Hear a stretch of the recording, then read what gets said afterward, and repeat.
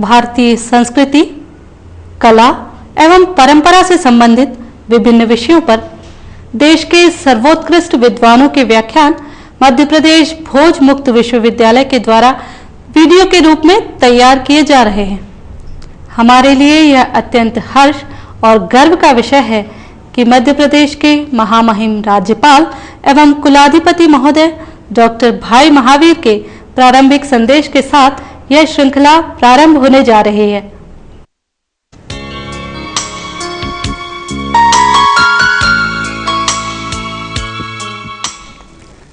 मित्रों, किसी राष्ट्र के जीवंत परिचय के लिए उसकी परंपरा में निहित और विकसित कला व संस्कृति का ज्ञान आवश्यक होता है। भारतीय परंपरा में जो कलाएं विकसित हुईं और साहित्य तथा संस्कृति में पुष्पित रूप में दिखाई दी, उनकी महत्ता एवं समृद्धि विश्व के अध्येताओं से छिपी नहीं रही है।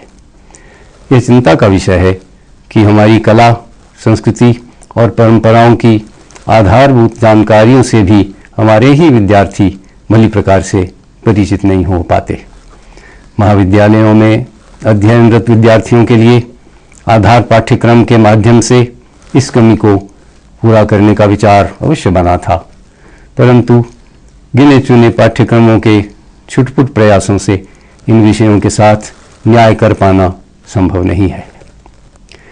हमारे देश के मनीषियों ने समय समय पर भारतीय संस्कृति, परंपरा और कला आदि महत्वपूर्ण विषयों पर अपने विचार व्यक्त किए हैं, परंतु अगर ये विचार दृश्य और श्राव्य माध्यमों से विद्यार्थियों तक पहुँचें तो इन विषयों में उनका रुझान बढ़ेगा और वे अधिक जिज्ञासु व सक्रिय होंगे। इसी उद्देश्य से भोज विश्वविद्यालय द्वारा एक विनम्र प्रयास के रूप में देश के चुनिंदा विद्वानों के सरल और सारगर्भित व्याख्यान आयोजित कर उनके दृश्य और श्राव्य कैसेट्स तैयार किए जा रहे हैं। हमें प्रसन्नता है कि इस व्याख्यानमाला के जो प्रारंभिक पुष्प प्रस्तुत करने का सुअवसर इसे मिल रहा है, उनमें संस्कृत विश्वविद्यालय वाराणसी के पूर्व कुलपति पद्म भूषण डॉक्टर विद्यानिवास मिश्र द्वारा संस्कृति और संस्कार तथा संस्कृति, सभ्यता और धर्म विषयों का विवेचन है। इसी श्रृंखला में Indian institute of advanced studies Shimla के अध्यक्ष तथा राजस्थान विश्वविद्यालय के पूर्व कुलपति प्रोफेसर गोविंद चंद्र पांडे विज्ञान एवं संस्कृति विषय पर 4 खंडों में व्याख्या प्रस्तुत करेंगे और डॉक्टर कपिला वात्स्यायन भारतीय कला पर व्याख्यान देंगी। इलाहाबाद विश्वविद्यालय एवं संस्कृत विश्वविद्यालय पुरी के पूर्व कुलपति प्रोफेसर त्रिविक्रमपति के व्याख्यानों के विषय भारतीय संस्कृति की अवधारणा तथा भारतीय संस्कृति और शाश्वत मूल्य रहेंगे। इस कार्यक्रम को सतत रूप से जारी रखने के लिए विश्वविद्यालय ने एक वृहद योजना बनाई है, जिसके लिए दूरस्थ शिक्षा परिषद द्वारा विशेष रूप से वित्तीय सहयोग भी दिया जा रहा है। हमें विश्वास है कि देश का प्रबुद्ध वर्ग इस योजना का स्वागत करेगा और इसमें सहयोग देगा। नमस्कार। हमारा देश भारत संस्कृति का अग्रदूत रहा है। भारत की सांस्कृतिक परंपराएं और धर्म तथा सभ्यता पूरे विश्व के लिए प्रेरणा का विषय है। मध्य प्रदेश भोज मुक्त विश्वविद्यालय के कुलपति प्रोफेसर HP दीक्षित के विशेष अनुरोध पर प्रख्यात मनीषी प्रोफेसर विद्यानिवास मिश्र ने धर्म, संस्कृति और सभ्यता विषय पर व्याख्यान दिया। ये कार्यक्रम मध्य प्रदेश भोज मुक्त विश्वविद्यालय के दृश्य श्रव्य प्रभाग द्वारा तैयार किया गया। प्रोफेसर विद्यानिवास मिश्र हिंदी, अंग्रेजी, संस्कृत और भाषा विज्ञान के ख्यातनाम विद्वान हैं। आपने 2 विश्वविद्यालयों के कुलपति, संस्थान के निदेशक और प्रख्यात राष्ट्रीय दैनिक नवभारत टाइम्स के संपादक के पद को सुशोभित किया है। इसके अतिरिक्त विदेशों में भी आपकी ख्याति मानद विद्वान के रूप में है। 80 से भी अधिक ग्रंथों का प्रणयन कर आपने हिंदी साहित्य को समृद्ध किया है। आपकी प्रमुख पुस्तकें हैं चितवन की छाह, वसंत आ गया पर कोई उत्कंठा नहीं, मैंने सिल पहुंचाई, मेरे राम का मुकुट भीग रहा है, तुम चंदन हम पानी, यात्राओं की यात्रा, रीति विज्ञान, महाभारत का काव्यार्थ आदि। प्रस्तुत है संस्कृति, सभ्यता और धर्म पर प्रोफेसर विद्यानिवास मिश्र का व्याख्यान।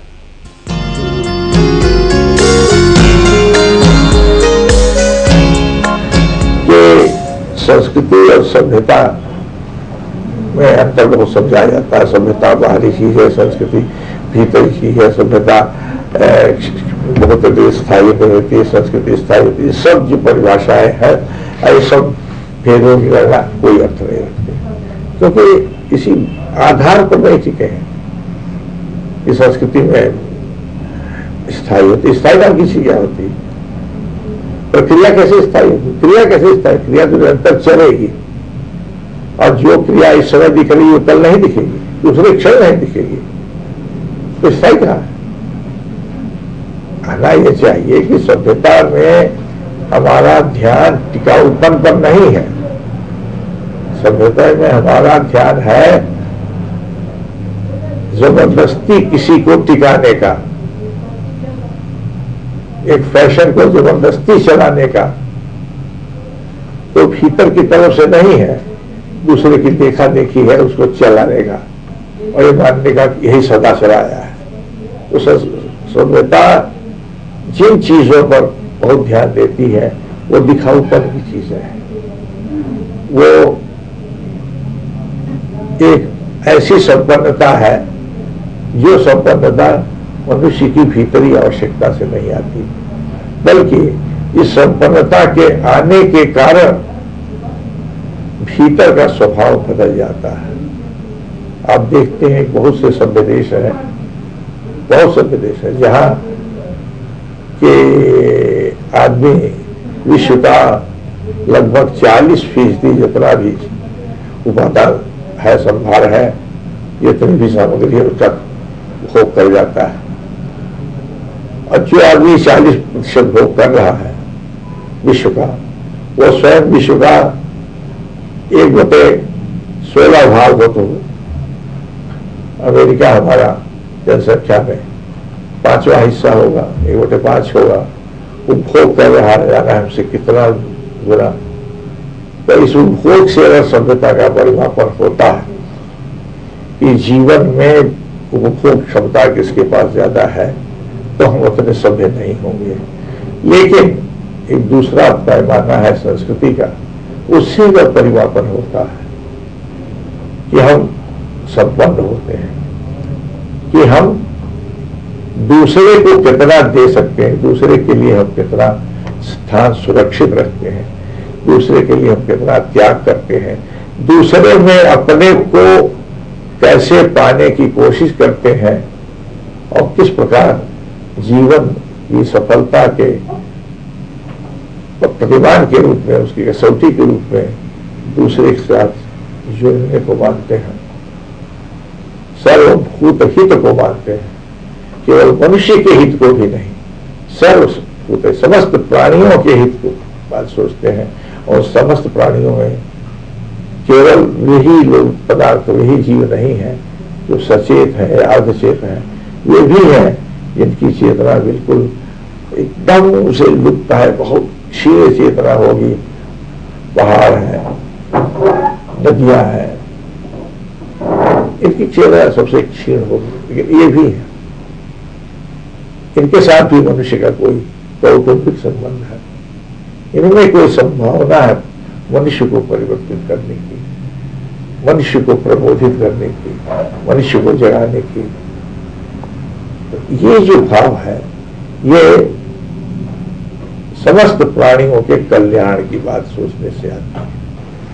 मजहब और संस्कृति अलग अलग चीजें हैं, लेकिन संस्कृति और धर्म दो चीज नहीं है। धर्म का अर्थ व्यवहार होता है, धर्म का अर्थ जिससे जीवन संचालित हो, वह व्यापार होता है। तो उस अर्थ में धर्म की बात तो आएगी ही आएगी।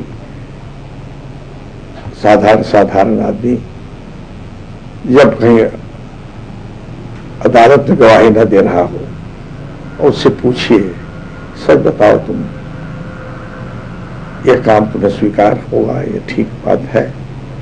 तब हमारा ईमान, हमारा धर्म नहीं कबूल करता है। हमारा दो ही शब्द का प्रयोग करता है, या तो धर्म का प्रयोग करता है, ईमान का। वहां धर्म का कोई और संदर्भ नहीं है कि हमारे भीतर का एक स्वभाव है वो नहीं कबूल करता, पता नहीं इससे क्या हो जाएगा।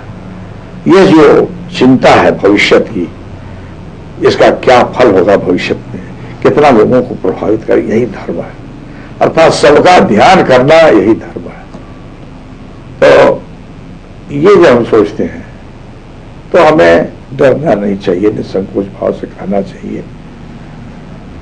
कुछ चीजें हमारे देश में अनेक प्रभावों के कारण चल गई हैं। हम हर उत्सव में दिया जलाते हैं। दिया जलाने में क्या अर्थ है? तो कुछ चीजें हैं ही जिनको मानना पड़ेगा। दिया जलाने का अर्थ एक ज्ञान को प्रकाशित करना है, ज्ञान को सामने लाना है, ज्ञान को सामने रखना है। धर्म की बात सोचें तो अग्नि तत्व को सामने रखना है, तेज को सामने रखना है, जिसमें दूसरे प्रकाशित हो। दिया के नीचे नहीं प्रकाशित होता, दिया दूसरे को प्रकाशित करता है, दूसरे का ध्यान है इसमें। दिया अपने को जलाता है, दूसरे को आलोक देता है, यह ध्यान रखना है।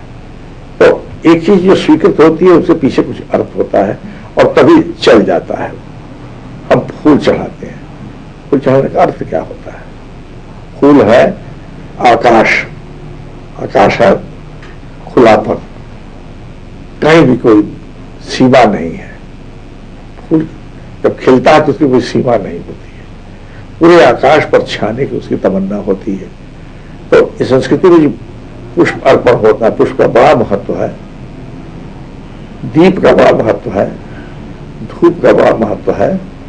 धूप को हम लोग प्राण मानते हैं कि हम अपने प्राणों की आहुति देकर के सबको स्वर्गित करना चाहते हैं। हम चाहते हैं, नैवेद्य चढ़ाते हैं, उसका अर्थ होता है। ये सारी चीजें देखने में तो एक बाहरी अनुष्ठान लगता है, लेकिन सबके पीछे अर्थ है और उसको समझना चाहिए कि ये व्यापार एक मनुष्य के भीतर की आवश्यकता की पूर्ति के लिए है, केवल दिखावे के लिए नहीं है। लाइट जलाते हैं दिखावे के लिए, हो सकता है तेरी लाइट हमने जला दी, इतना जगमगा दिया, लेकिन एक छोटा सा नन्हा सा दिया जलाते हैं, आंगन में हो, चाहे दीप पर हो, चौखट पर हो, तो उसका अर्थ यही होता है कि मनुष्य का एक छोटा सा प्रयत्न है अंधकार को चीरने का, और वो हर आदमी करे, इसमें उसकी शोभा है। सिद्धि में शोभा नहीं है, प्रयत्न में शोभा है। तो मनुष्य का प्रयत्न एक बहुत बड़े प्रयत्न का छोटा सा रूप है। जो प्रयत्न सूर्य के द्वारा हो रहा है वो मनुष्य के द्वारा हो रहा है। मैं दूसरा उदाहरण लेता हूं। आप देखिए, विवाह होगा तो विवाह में क्या क्या होता है, कुछ चित्र बनाए जाते हैं, दूल्हा दुल्हन के चित्र बनते हैं, और सारे संसार का चित्र गीत पर बनता है, इसमें सांप भी आता है, बिच्छू भी आता है। सबका क्या प्रयोजन?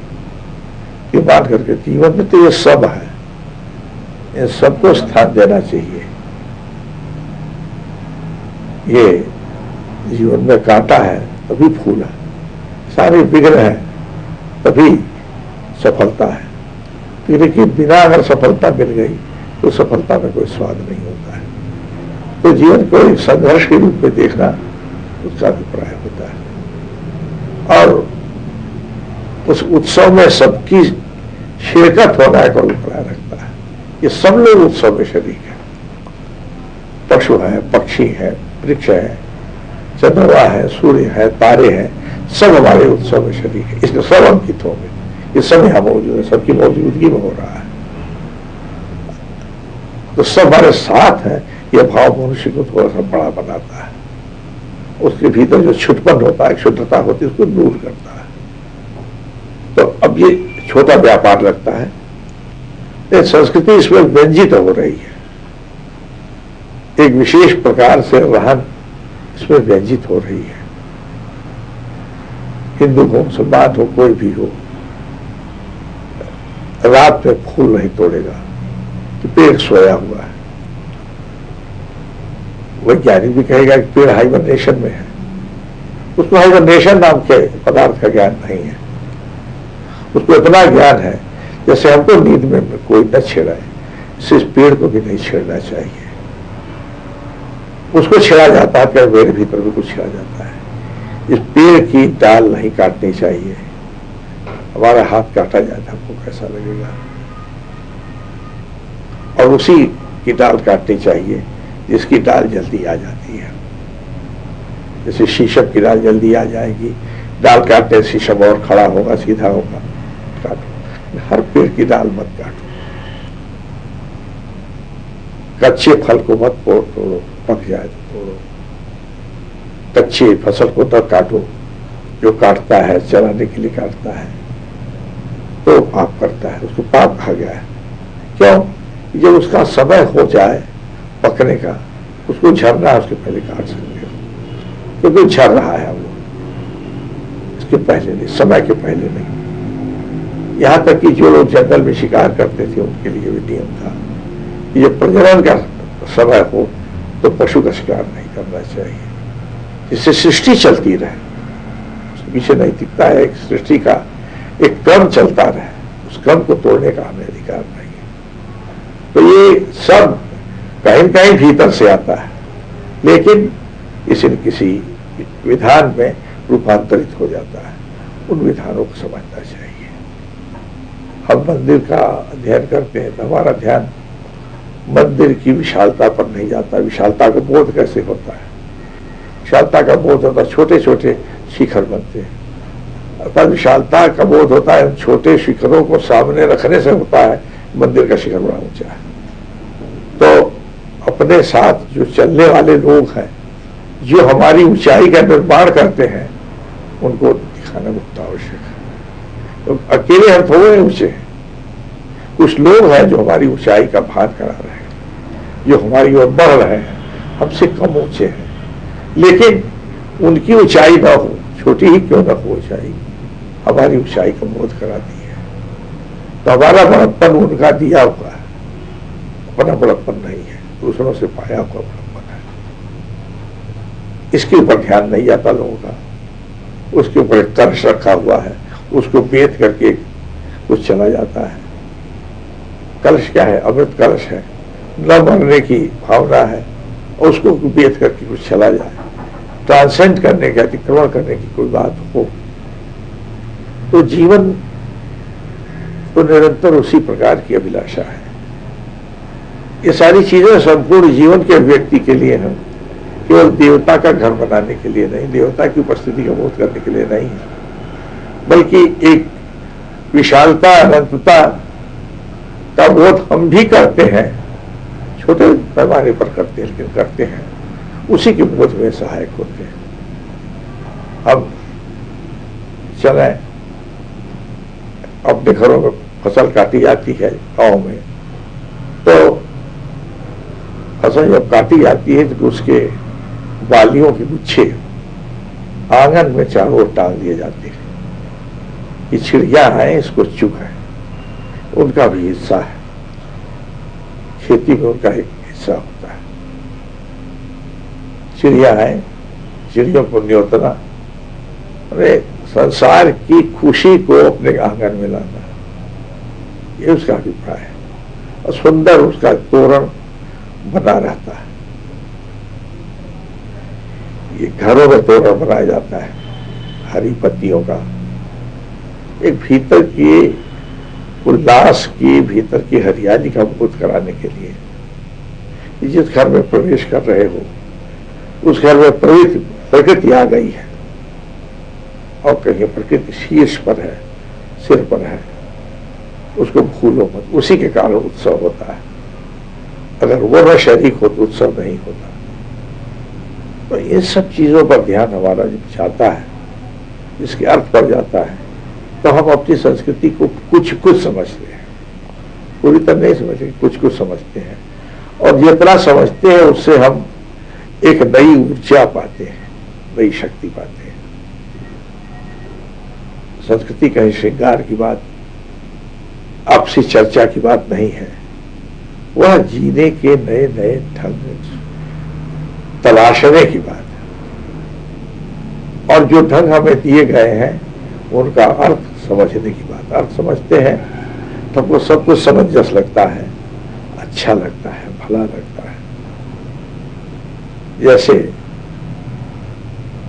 एक छोटी लड़की होती है जो माँ से कहती है कि माँ, नानी, दादी, तुम्हें कपड़ा ही नहीं पहनने आता, तुम्हारे ब्लाउज का रंग दूसरा, साड़ी का रंग दूसरा, एक दूसरे से मेल नहीं खाता।